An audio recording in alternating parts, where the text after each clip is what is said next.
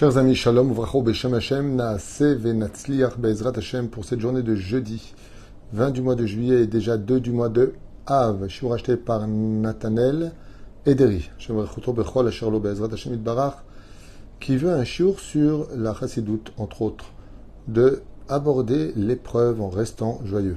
Rabbi Nachman, Be'ezrat Hashem, on va étudier un petit peu, pour la Refoua Shlema, rapide et définitive aussi de sa tante Simcha Bat Tamo. Refoua Shlema, Refoua Tenefesh ou Refoua Tagufana El Narefanalo, Soutra Benu Yegan Alea Lechaim Tovim ou Shalom ou Bechol Asherla. Avec sa permission, on souhaitera de par cette occasion aussi un Yom Ledet Samech Aaron Kadosh Ben Jérémy, qui fête son anniversaire et qui on souhaite Bezrat Hashem de grandir dans la Torah, Mzot Masim Tovim.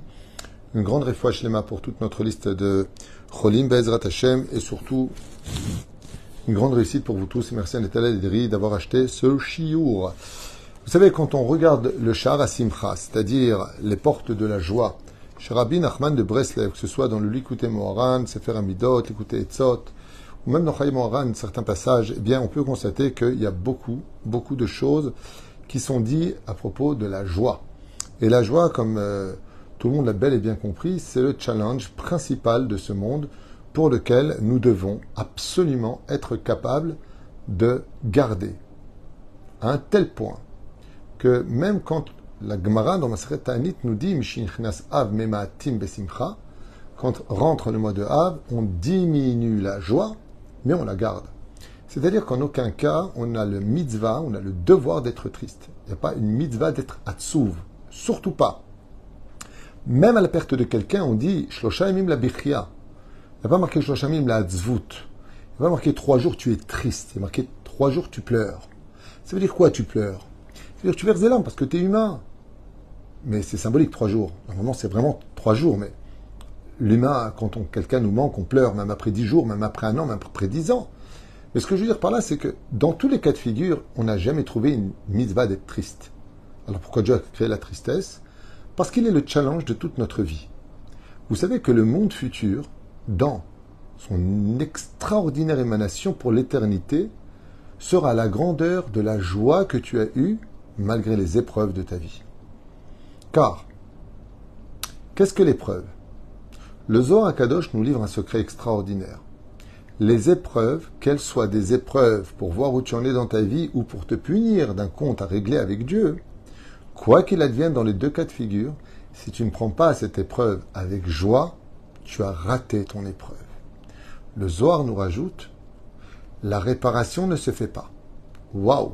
C'est-à-dire que le fil conducteur qui mène la lumière de l'épreuve à passer de la lumière dans le monde obscur dans lequel nous vivons, c'est la joie avec laquelle on va la recevoir.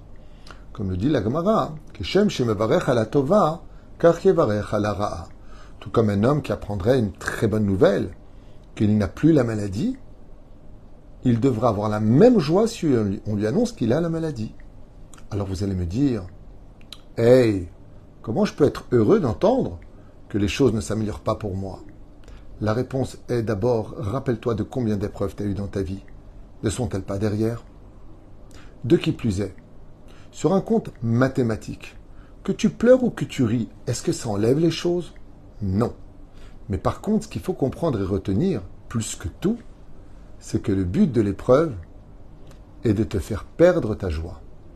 Et que le but de la Torah, c'est de te garder ta émouna, de garder le sourire. Surtout qu'on y gagne sur tous les plans. Quand on est capable, dans la chassidoute de Rabbeinu, d'être toujours heureux, d'être toujours sa mère. Et pour cela, il dit ici, tape des mains, lève les yeux vers le ciel, parle avec Hachem, c'est énorme.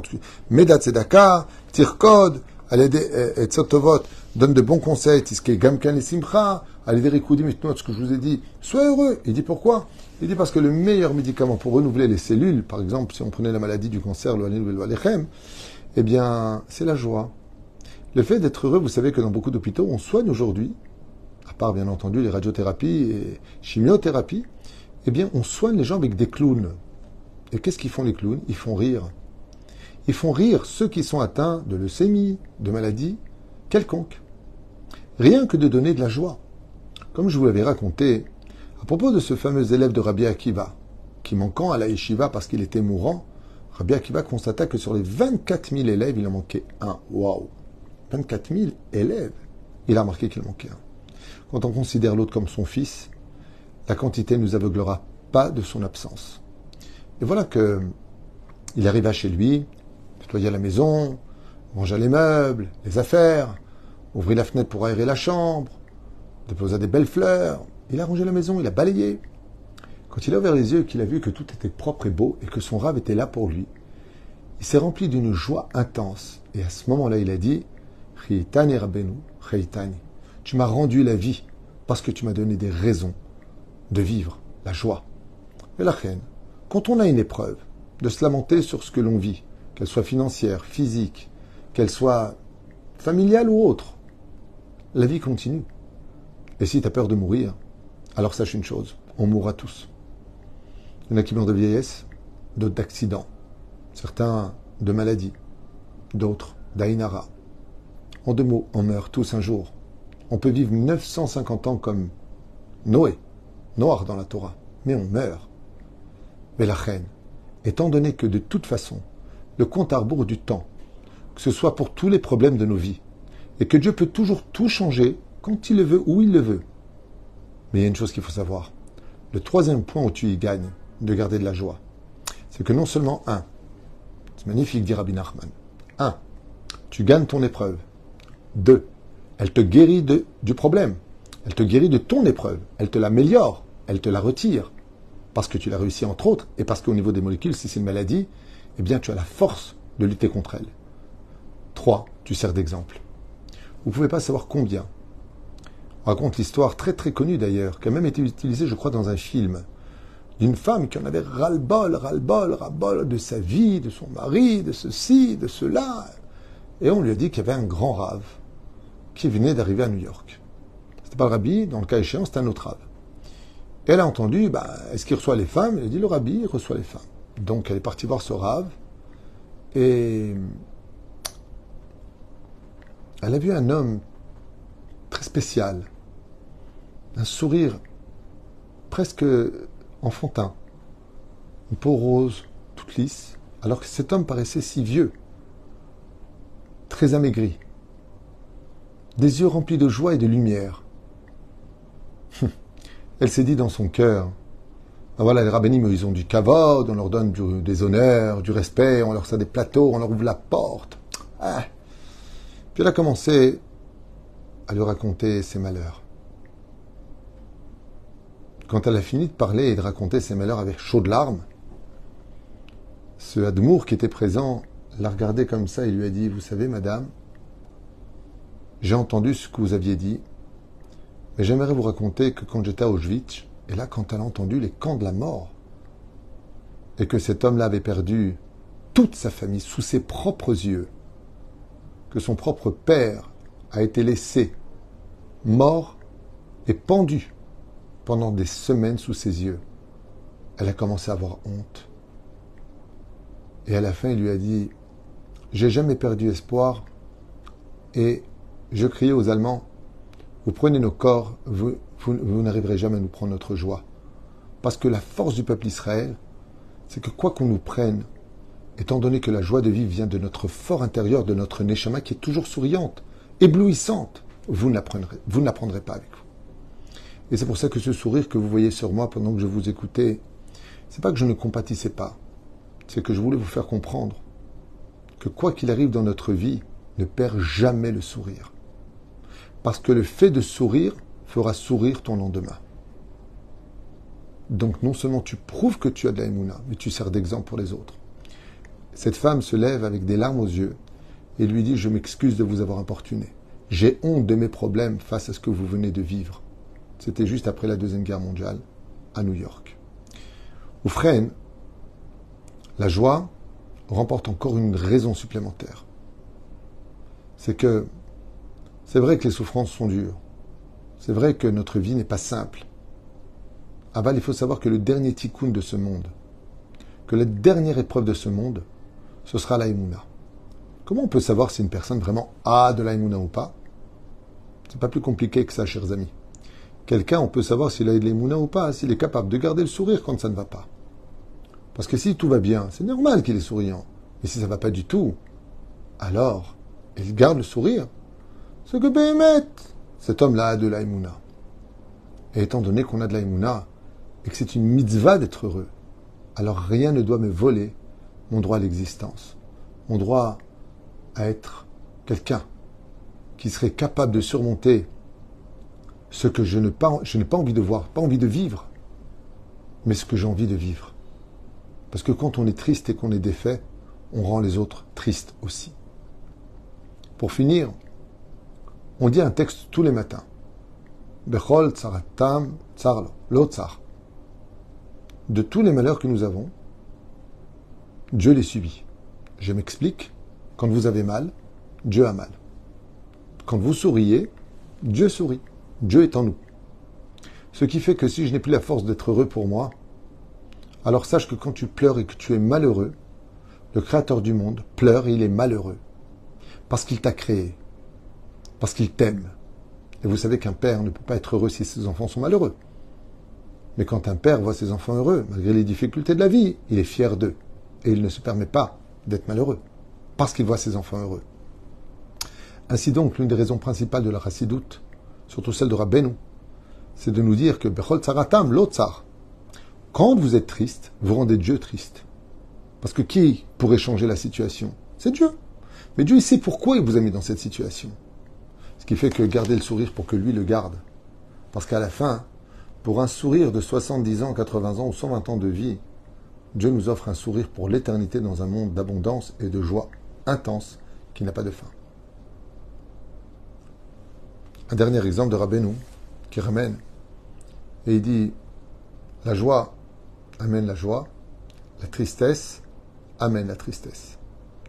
Rabbi Nachman de Breslev enseigne que toutes les mitzvot doivent être toujours vécues toho kevaro, sans aucune hypocrisie, sauf une. Tu as le droit de faire semblant d'être heureux. Pourquoi? Rabbeinu il dit parce que celui qui fait semblant d'être heureux, pour garder la joie, dans cette attention, pas l'hypocrisie à proprement dit, alors Akadosh Baruch Hu lui envoie tout de suite de bonnes nouvelles pour qu'il ait eu raison d'être heureux. Souris à la vie et la vie te sourira.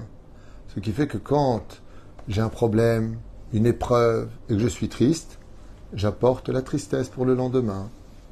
Mais quand de l'autre côté, je laisse la tristesse passer, je suis mes larmes, la vie continue, tant que je respire, je vis, ce que je peux prendre, je profite.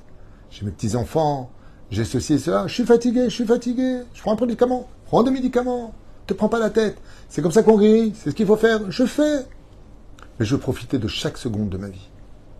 Le moindre moment où je pourrais me lever, parler, écouter, dépenser même une glace. Il y a quelqu'un qui m'a dit, Rav Tutu, j'ai tellement plus d'argent, que j'ai même pas de quoi aller au restaurant. Je lui dis, une bonne glace italienne, t'as les moyens? Il m'a dit, ça oui. Eh ben, va la prendre. Il m'a dit, bon, c'est une façon de voir les choses. Je lui ai dit, non, c'est pas une façon de voir les choses. C'est ce qu'il faut faire, tout simplement. Si tu peux pas manger dans un restaurant, bah, tu prends une bonne glace qui compte. C'est passer un bon moment avec ton épouse. C'est ça qui compte. Tout ce qui vient autour, c'est de la décoration, même si c'est agréable. Mais c'est pas de ça dont ça doit dépendre.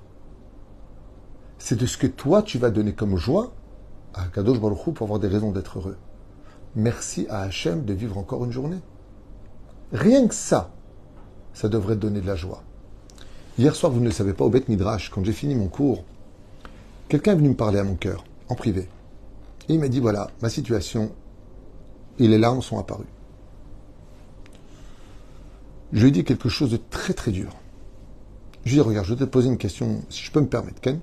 Tu habitais en dehors d'Israël, tu as fait ta Aliyah. T'es content? Il m'a dit, ouais, ça franchement, je suis content d'être en Israël, c'est un peu dur, faut commencer tout à zéro, mais je suis content. Je lui ai dit, ben pourquoi on ne le voit pas? Il a fait un sourire. Je lui ai dit, regarde, ce que je vais te dire, c'est juste une image, chez l'Oneda. Si je t'annonçais, Chaz Veshalom, que tu aurais la maladie dans les yeux, c'est une maladie des yeux, et que tu deviendrais aveugle d'ici 2 mois, 3 mois. Il m'a dit, alors là, je serais mort. Je lui ai dit, comment tu serais? Il m'a dit, je serais mort, ma vie serait foutue. Je lui ai dit, ah bon? Très bien. Donc j'ai une bonne nouvelle pour toi. Tu n'as aucune maladie dans les yeux et tout va bien et tu vas voir toute ta vie. Il m'a fait un sourire, il m'a dit, bon, vous avez raison. C'est exactement là qu'est tout le problème de notre vie. C'est vrai qu'on a tous des épreuves, c'est vrai que pour certains c'est plus lourd que d'autres, C'est vrai que certaines maladies sont inquiétantes. Mais en attendant, soyez gentils. Vous savez combien de gens meurent sans aucune maladie rien qu'en traversant la route? Rien que parce qu'un truc leur tombe sur la tête.